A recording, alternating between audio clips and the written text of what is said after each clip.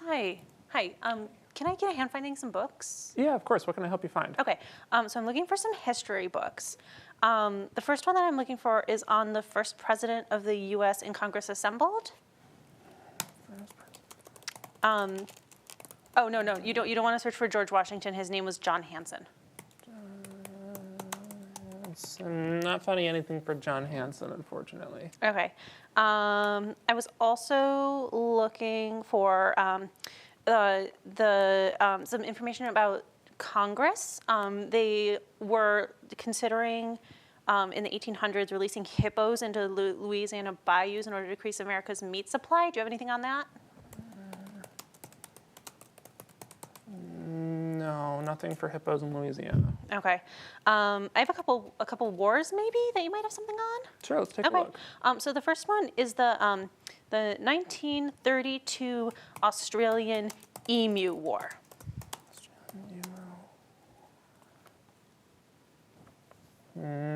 Striking out there too, unfortunately. Okay. What about the Anglo-Zanzibar War? If you do have a book on that one, it's probably pretty short because that war was only 38 minutes. How do you spell Zanzibar? Starts with a Z. See Anglos. No, nothing there either. Okay. All right. I've got one last ask for you. This one is on the 1996 treaty between Sparta and Athens that ended the Peloponnesian War.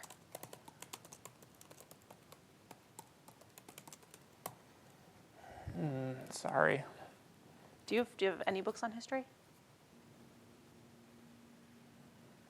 Yes?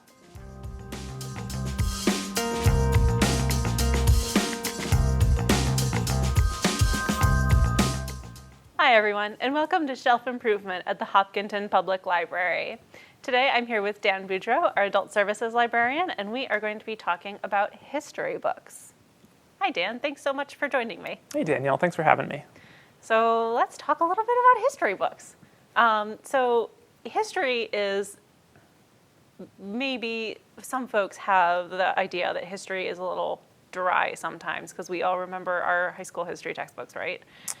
So what makes history books actually interesting when they're library books? Yeah, that's a great question. So I have a confession to make. I took 2 history courses in high school, and then I said never again. And that is the fault of history textbooks, I think. But like Danielle said, the good news is that we have some more interesting history books. So one thing that's pretty cool is there are history books that are also graphic novels. So we have this one about the Kent State shooting, and it talks about the shooting and a lot of the circumstances around it. And it does so in a graphic novel format, so a little less dry than probably what you remembered from sophomore year of high school. So we have that, and then we also have a whole lot of books. I couldn't even bring a tenth of all the ones that we have that are more traditional textbooks, or books with text in them as opposed to pictures, that are written so that they sort of read like novels. Like if you look at the reviews for some of these, you see people saying, wow, I forgot that I wasn't reading fiction. So for example, I have this one called Say Nothing. This one's a staff favorite from one of our staff members. It is about Northern Ireland and a murder that took place there. I have this other one called Into Thin Air by John Krakauer. This one is about a mountaineering expedition that went very, very wrong, and people say it reads like a thriller. And then finally, I have this one. The title's a little bit covered up, but it's called Thunderstruck by Erik Larson. Erik Larson, by the way, is very well known for his history books that read like novels. This one in particular is about a serial killer who actually lived inside the campus of the Chicago World's Fair in the 1890s and was just sucking people into his house and doing his grisly little thing. So this is another great option if you like true crime, but you want to maybe read like a more in-depth historical account of some true crime. Great. So one of the things that I noticed about those books is that when I was younger, and many of the classical history books that people know about are about, great men. So we have Winston Churchill, or we have George Washington, and it's just about him and what he does, and he's the person who makes history. But more recently, and especially in some of those books that you mentioned, and some of our most popular historical books, they talk a little bit more about social histories, or histories of particular groups of people, or particular people who may have been overlooked previously in history.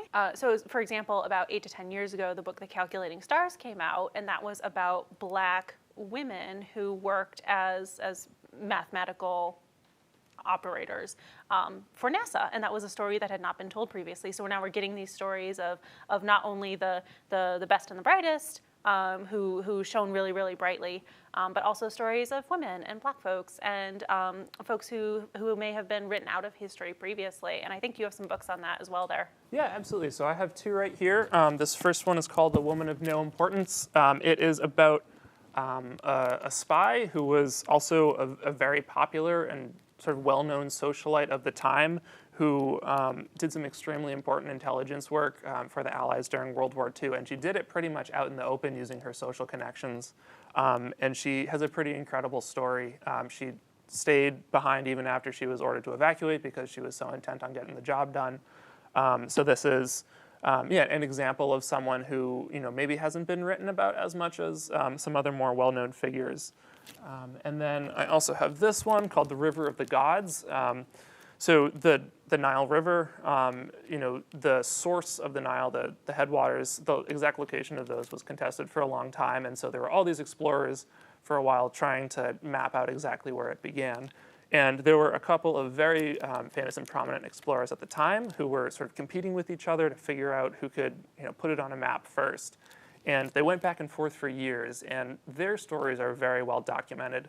But it turns out they had a guide with them on most of their expeditions, and he was crucial to leading them through the wilderness to find the source of the Nile and different other sites. And so his story has finally been put into a book, and that's pretty fascinating. So I would check this one out too if you like stories of explorers, but you're looking for something that is maybe a little bit different from what you've read before. Great. So that sounds like some fascinating stories. So let's talk a little bit also about why people might want to read about history in the first place. We've kind of covered that history may not be as dull as you remember from high school, or may include some interesting, funny things that you may not have heard about before. So, for example, all of those topics that I asked you about in our little intro there, those are all real things that actually happened. So other than just learning about these things that you may not have known about that may be funny or intriguing, why else might someone want to read about and interact with history? Yeah, well, it's like they say, those that don't know history are doomed to repeat it. So there's a lot to be learned from history. You can gain a lot of context about the way things are now and how they came to be.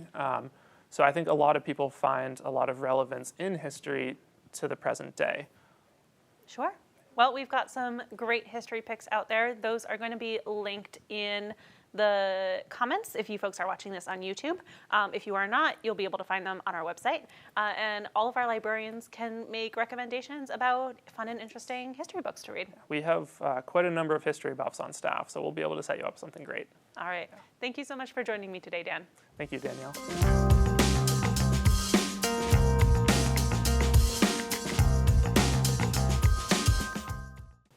As we get back into the school year, some of our kids are reminding us that reading is maybe a little difficult, especially after a summer of pool time and vacations.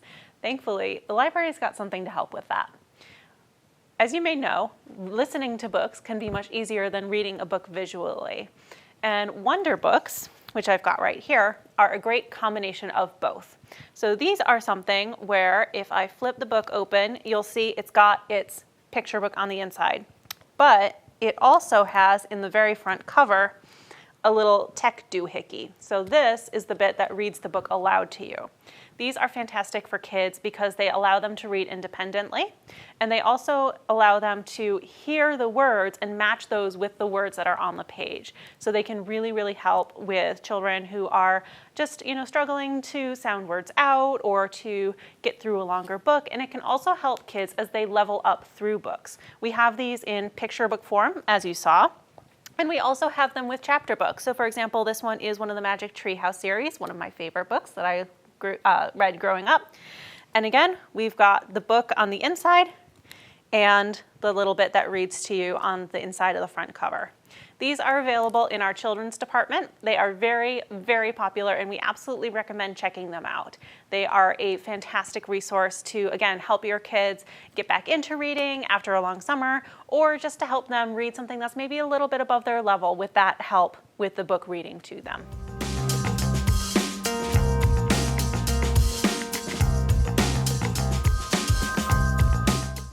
This is our special guest segment.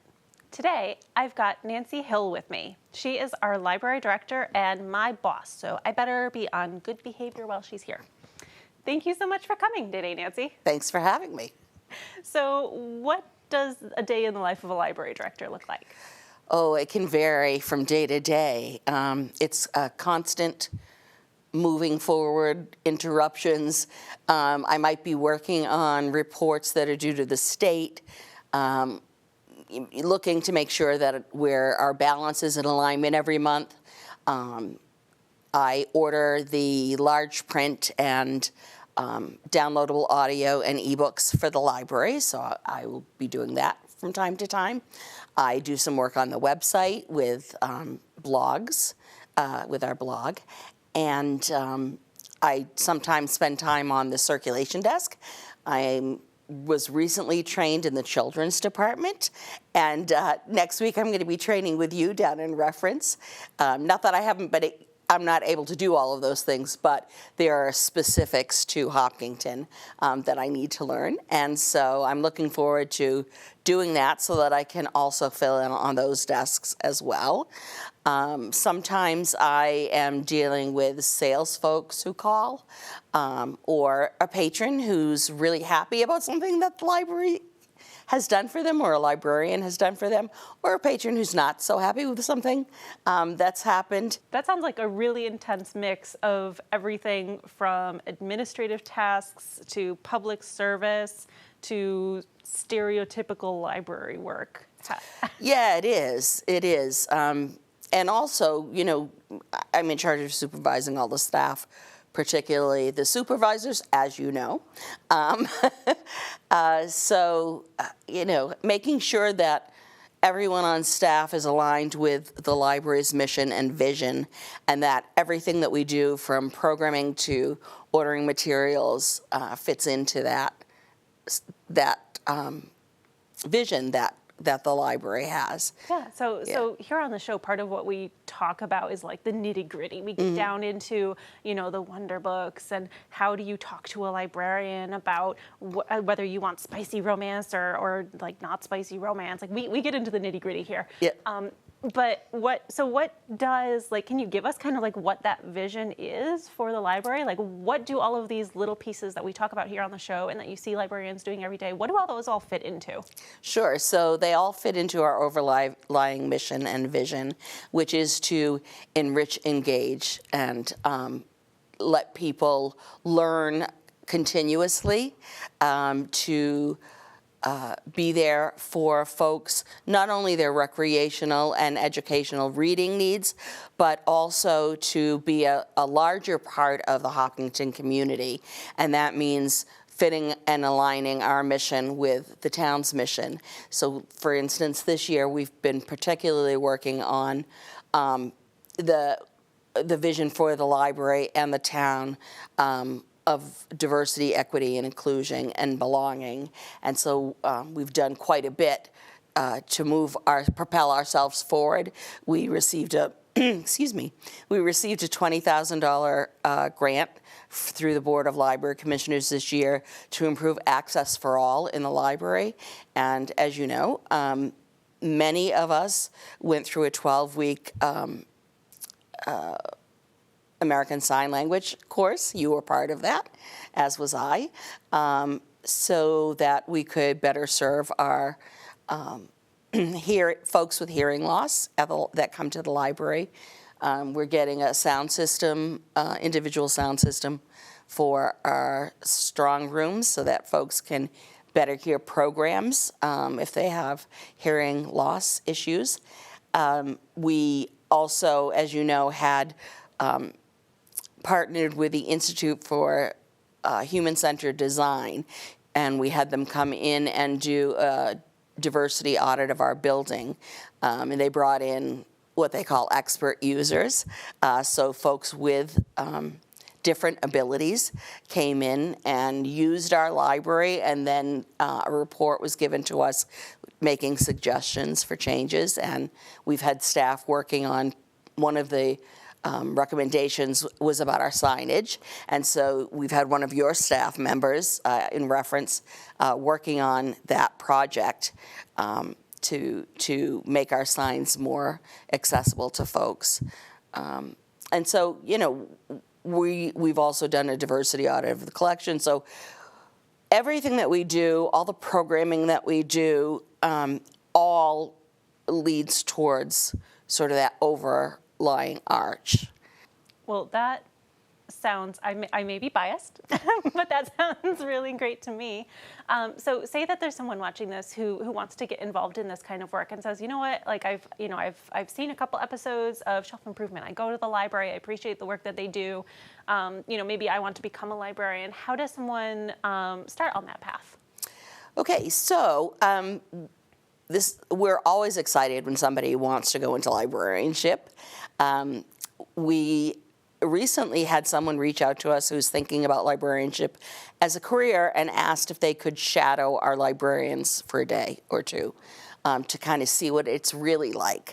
And so we're happy to have folks do that, to hook you up with someone who's in a department that you think you might be interested in, to kind of follow around for half a day or a day to see what that's like. We've had unpaid internships with folks at the library who are in library school or thinking about going to library school. I think a lot of people don't realize that you need a master in library science to become a librarian. It's not just a matter of loving books and applying for a librarian's position.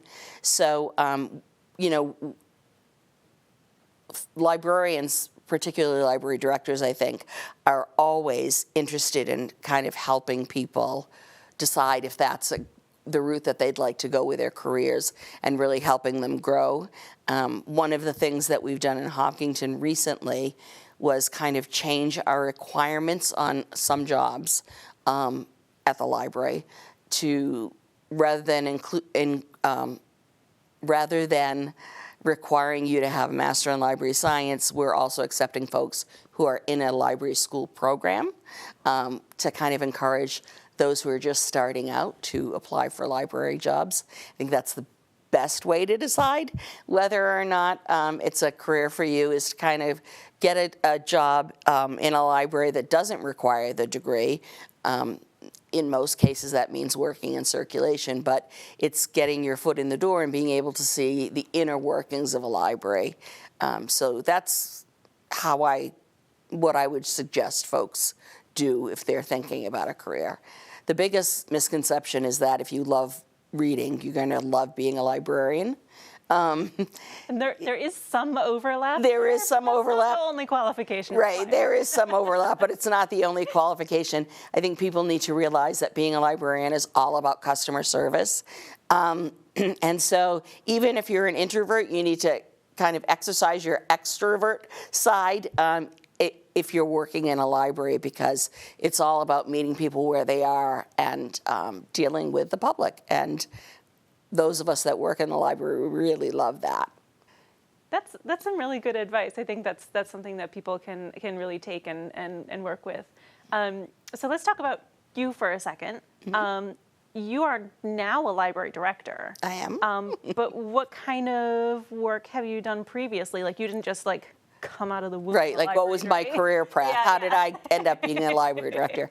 I didn't go to library school thinking I was going to be a library director. Administration was not on my radar at that point.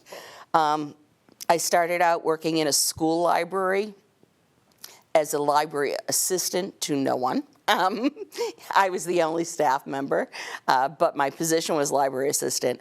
I didn't have a great degree at that point. And I worked there for several years and really loved it. But I decided I thought I might like public librarianship rather than school librarianship. And I knew that you needed to go to library school.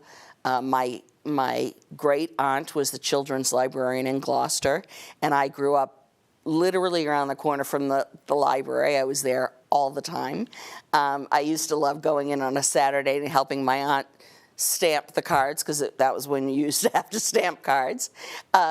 So I knew all about having to go to library school. So I applied to Simmons in Boston, which is the only accredited library school in Massachusetts. There are 19 accredited library schools in the country, but it was the only one in Massachusetts at the time. And as you know, young librarians or librarians coming into the field now are able to attend library school anywhere because you can attend classes virtually. But when I was in library school in 1999, that was not the case. So it had to be somewhere I could travel to. So I went to library school and I focused on children's and young adult services. I really loved teenagers and wanted to go into that field. So I became a young adult librarian. And I got a job before I finished library school in Peabody as a young adult librarian, and I did that for several years. Then I became an adult services librarian. And then my then director said to me that there was a position in another town for a director, and it was a very small library. And he said to me, I think you should apply for that. You'd be really good in that role. So I did, and I got the job, which surprised me. But I did. It was a very small library, so that was really interesting because as the director, I got to do everything, do circulation, do programming, do administrative work, and that was great. And then I decided I wanted to get more experience in a bigger library, so I became an assistant director. And through that position, I learned that I really liked administration. I liked being able to kind of help librarians become who they were, become the librarians that they aimed to be.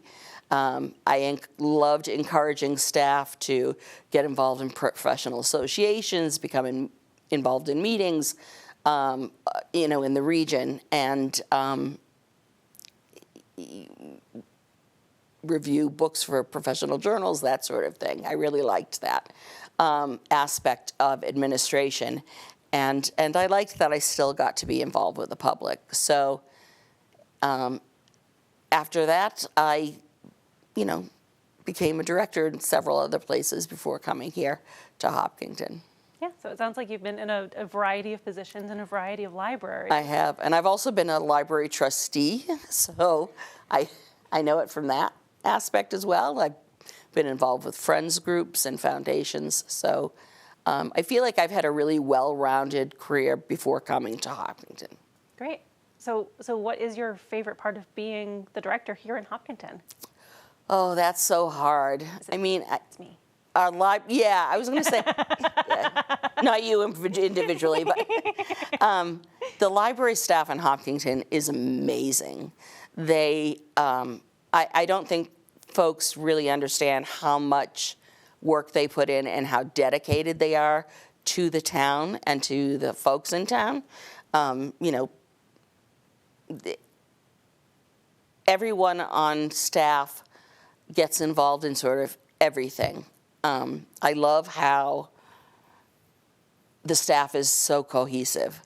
But my favorite thing, other than working with the staff, is getting out into the public and meeting folks.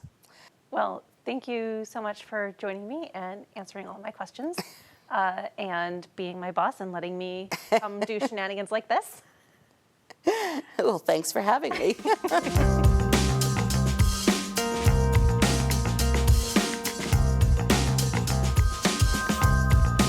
You know what they say, there's no rest for the wicked, and nobody's eviler than librarians. Actually, scrap that part, but librarians are going to be getting a little bit less rest this fall because the Hopkinton Public Library is opening on Sundays. That is right. You can come down on Sundays from noon to 4 and enjoy all of our library services. Some Sundays we may have concerts or story times, all the fun things that you might miss during the week because you're too busy or you're at work or whatever. So we look forward to seeing you on Sunday. Summer is a great time of year to come to the library and read some books to pick up a new skill. Even our librarians do it. Today we're checking in with our adult services librarian, Dan, to find out how he's doing with some of the new skills that he picked up over the summer. The first book that he worked on was How to Grill Vegetables. So tell me, where do you see yourself in 5 years? What made you want to become a vegetable? I see there's a gap in your resume. And tell me about a time that you resolved a dispute with a coworker. The second book that Dan got really into was Mapping the Darkness. What? Ow. And last but not least, Dan got super into The Beginner's Guide to Wheel Throwing.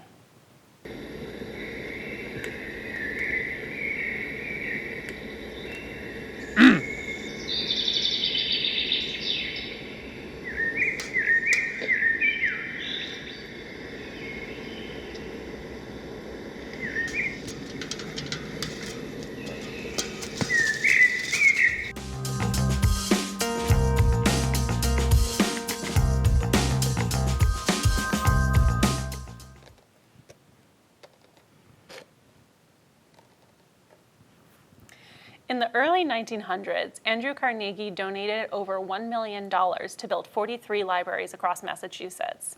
The closest one to us is the Ashland Library, just across the town line. Unlike me, his buildings were a little bit more real.